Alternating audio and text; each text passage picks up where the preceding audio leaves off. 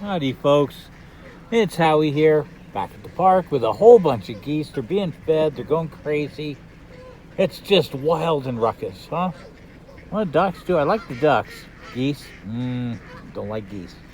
Anyhow, you know what we're going to do is another root beer.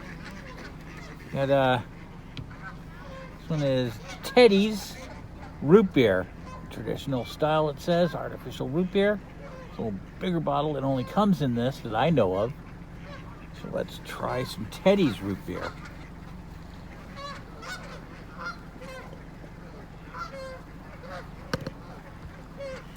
Okay.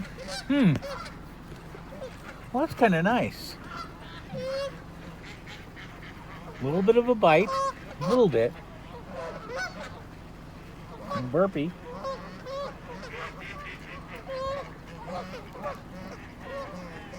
There it is. It's okay. It's got a nice aftertaste. Real nice aftertaste. You know I was given some crap for A&W and Bug. They don't have the aftertaste. They don't have the bite. They're okay. They're probably good, root beer, float root beers, because they need a little something. To tell you the truth. This is a decent root beer.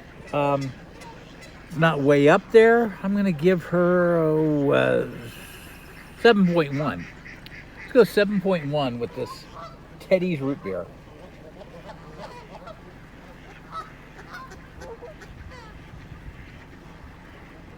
Not much I can tell about it by looking at the label.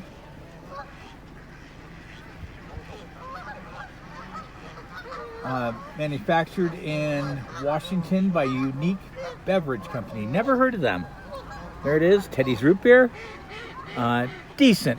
A decent, solid, enjoyable root beer. All right, folks, have a good one. Howie Cats out.